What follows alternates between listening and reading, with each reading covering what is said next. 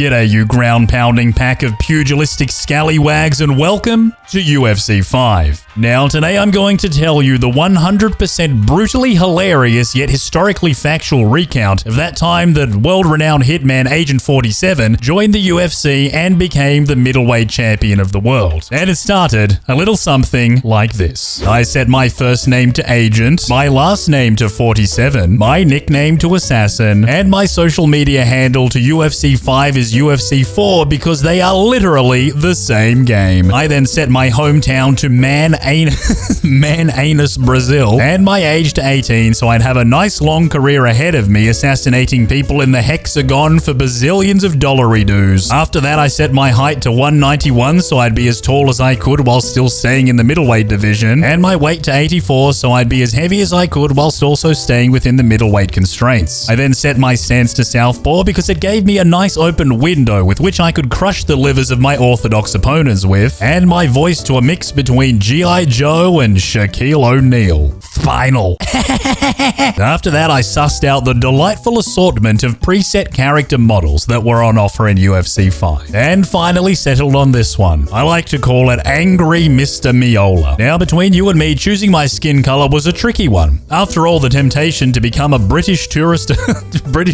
abroad was understandably overwhelming, but I finally settled on the old pasty white, and then took a brief moment to appreciate the amazing collection of hairstyles that UFC 5 had compared to UFC 4. That is to say that there was not a single new hairstyle whatsoever. But as we all know, bold as gold. And if you thought EA might have snuck in even one cheeky new facial hairstyle into UFC 5, which I guess is understandable seeing as UFC 4 was released 3 years ago, then you'd be wrong, bit. But it's fine because I shaved anyway. I then plucked out my chesticle hairs one by one and cracked out the old hammer and chisel as I got ready to Leonardo da Vinci this shit into the most magical slab of nightmare fuel that the combat sports world had ever seen. Accidentally, however, I kind of ended up with albino Kanye West, which was fine, and then I ripped out me eyeballs and popped in a couple of bright blue ones, and tried to decide what sort of physique I wanted to have. But as much as I wanted to be this guy, I opted for this guy instead. And then I lathered myself in hand sanitizer before giving myself a full-body, head-to-toe jail tat that would forever make me look like an absolute f***head. Da-dam! I then covered my tactical testicles with these OG UFC shorts and protected my face-smashing hands with these cute little glovesies. Finally, I shoved an Aussie mouthguard into my mouth, Castraya. Get it up, you cunt. Now I needed to decide whether I was going to be a kickboxer, a boxer, an MMA-er, a wrestler-er, or a jiu-jitsu-er, and obviously I chose kickboxer because who doesn't love getting kicked in the box? Now, I always play UFC on legendary difficulty, so I did it again in UFC 5 and set the commentary language to German because I figure I'd rather listen to something I didn't understand than the exact same voice lines they reused from UFC 4. And with that out of the way, my glorious run to the top of the MMA food chain was about to get started. Somewhere in somebody's backyard, probably in Alabama. The big dude judging the fight, who almost certainly ate the last two contestants judging by the size of him, told me that I had 1 minute to knock out the moron standing opposite me or he was going to eat me too. So I starched his ass real good, but it took me 1 minute 30 to do it instead of 1 minute. And so, my fate was seemingly sealed. I was about to be consumed. But just then, after I'd finished seasoning my ass with salt and pepper, big fella told me that it wasn't my destiny to be eaten that day, and to run for the hills and never look back, because the other dude was dead and the FBI was gonna be there. And 3,000 years later, I emerged from the Matrix to a world I didn't even recognize. But fortunately, the Matrix was directly next door to a new MMA gym. So I walked in and decided to learn Kung Fu. The coach told me that he had just seen me on a video that was uploaded to YouTube 3,000 years ago, and that it was good that I pulled the plug out the back of my skull and decided to go there to learn Kung Fu. He said to come back the following morning and that he would teach me MMA instead because Kung Fu was bullshit. So the next morning I rocked up ready to learn Kung Fu. Rising up, back on the streets, did my time, took my chances.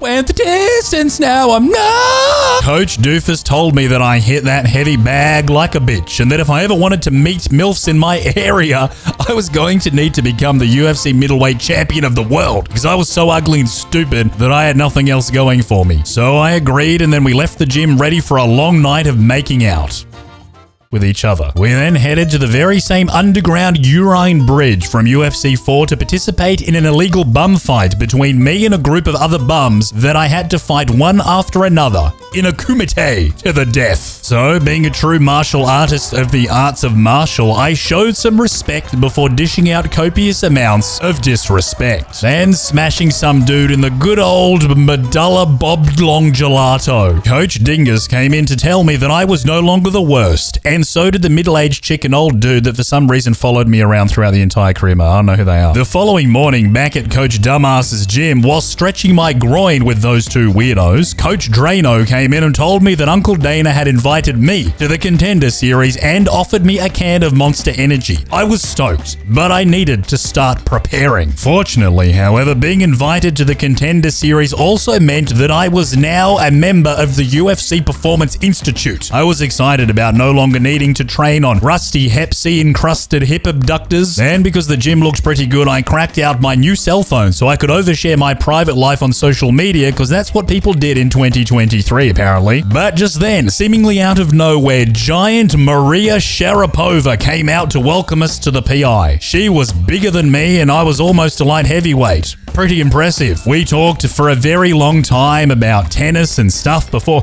she asked me to marry her, but I said only if we could only if we could marry Coach Doorbell too. And then after we were all married to each other, I went to sign my one-fight contract for the Contender series. I was now ready to go out and smash some f*** in the rectangle in front of Mr. Dana. And just like that, Herbal Dean signaled that it was now time to kill each other. So I punched old mate in the back of the head and kicked him in the testicles. Then I proceeded to knee him in the balls repeatedly, and then kicked him so hard in the liver that he literally flew backwards into the cage before dying on the floor. Having successfully contended at the Contender series, I then received an offer from the Women's Fighting Association to join them for substantially less money than what I was getting in the Contender series as an unknown, unranked fighter. It made sense, I thought to myself, chuckling as I repeatedly whacked myself in the ball. But first I headed to Korea to get some good old-fashioned plastic surgery, as I was clearly nowhere near as jacked as I needed to be if I wanted people to refer to me as Huge Jacked Man. And I also stopped off at jail very briefly to get a tattoo on the back of my head, because I forgot to do it at the beginning of this video. I also called up my old mate Urina Hall to teach me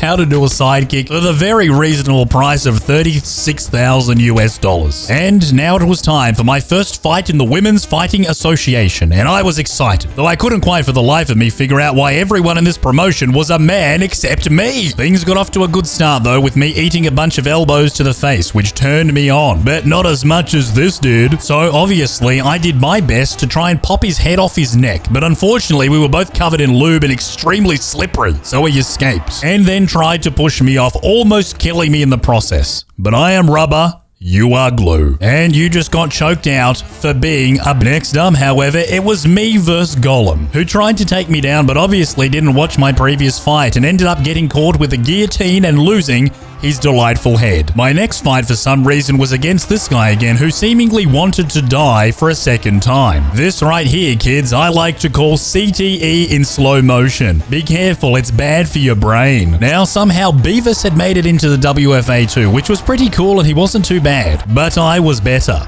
This right here takes folding someone like a lawn chair to a whole other level. Bloke literally kissed his own balls before his soul escaped from his shattered spine. And it was at this point that I realized for sure that this was literally UFC 4 and that practically nothing had changed besides the game's menus and maybe my own ability to more effectively slip the old punch. Matter of fact, I was getting so good at it that even Bill Cosby's son didn't stand a chance. Anyway, the rest of my time in the Women's Fighting Association was dominated by nothing but hilariously violent knockouts, where I continued to humiliate my opponents in various different ways while simultaneously showcasing my ability as a cold-blooded killer intent on exorcising people's souls from their bodies in the most ridiculous ways possible. And does it just so happen that last one? That was the Women's Fighting Association champ, and I took his head and also his belt, which meant it was now time for me to enter the UFC, baba! One of the caveats to my contract, however, was that I needed to fight that night and against an opponent that I wasn't allowed to know about until I stepped into the octagon. Coach Donuts was with me though, and that was all that mattered. Besides, he gave me one hell of a pep talk before the fight. He told me that I was a piece of poo, that I punched like a bitch, and that my brother was really my father, which totally shook me, as all this time I'd thought that my father was really Joe Biden. As I headed out to the masses, eagerly awaiting my arrival and debut, I was pleasantly surprised to see that my opponent was none other than Bob Nickel, who had a very nice hairstyle. But he stood no chance against me, Albino Kanye from Man's Anus, Brazil. Bob was just too good at wrestling though, and he pinned me against the cage for an entire 3 minutes before the bell finally rang. But in the next round, I made sure to punish him repeatedly for the pressure he put on my groin with his shoulder during that takedown attempt. Just as things were getting good, however, apparently, according to the doctor, his nose had relocated itself to the back of his head, and so the fight was stopped in my favor. Oh well. Next up, I had to fight a bloke called Jotko, who looked nothing like he did in our DMs together. He had obviously stretched his profile pic out vertically to make himself look taller, as the real him looked more like an Oompa Loompa than anything else. So I declined the fight, because I did not appreciate being catfished. And seeing as that I was now a half-millionaire, I celebrated by calling in my mate Big Mouth to teach me how to do a cartwheel for 145 grand. But then he kneed me in the dick while I was practicing, and now I'm back in the WFA forever. The Italian dream, Marvin Vittori, however, demanded that I return to the UFC immediately for our fight. And so I did, as I am not the kind of person to disappoint. And neither was Marvin, apparently, as he hip-tossed me onto my ass like it ain't no thing. But as I continued to pump his face like a crazy person. The stronzo of a doctor was called in once more and called off the fight because Marvin's left eye was missing. Vaffanculo, testa di cazzo. I, however, on the other hand, looked fine. Not a scratch on me. That, however, had the potential to soon change, as it looked like my next opponent was none other than Powhatan. The fight started, I got a bow, and then got kicked in the head. But it was okay, because I returned fire, punching him in the penis and mouth with the same fist. And now that my hands were flying, I really unleashed my dragon and blasted him with the power of the unchained beast. But then I met Mr. Right Foot and Mrs. Left Foot. So I introduced Alex to my delightful 1-2 slap-a-dap-a-ding-dong. I guess it was to be expected, however, that after making it this far up the ladder, it was only a matter of time before I had to battle with nice guy Mr. Robbo Whittaker, who was at the time ranked number 2 in the middleweight division. But just like in real life, Rob somehow managed to get himself injured and he had to pull out of the fight. The result was me having to fight Boob again, who seemed unsurprisingly interested in wrestle me repeatedly. But as the great Mike Tyson once said, everybody has a plan until they get flying kneed in the mouth. And besides, fighting Boob gave Bobby Knuckles enough time to recover from his broken back. Spinal. I guess it's broken again. And just like that, it was now time for me to dethrone the middleweight champion and take the strap for myself. And as fate would have it, it was none other than Israel Adesanya. Before heading out, however, I hung out for a bit in the change rooms where Coach Dopus told me that I'm proof people should use 2 frangers instead of 1, that I stood no chance against Adesanya, and that there was a poo stain on the back of my fight short.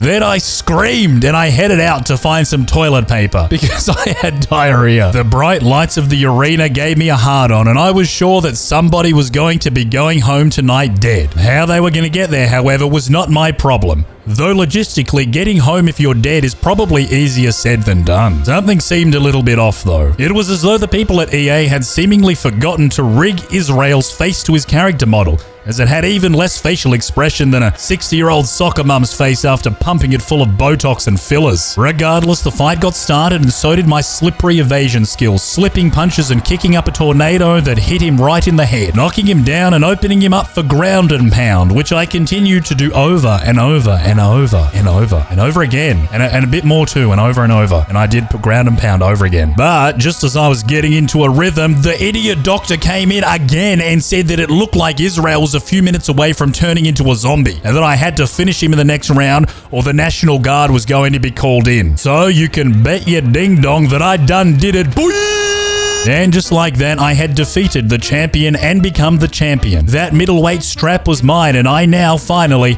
had my own Monster Energy brand deal. I had made it. And so we all retreated back to the locker rooms after the fight for a massive celebratory golden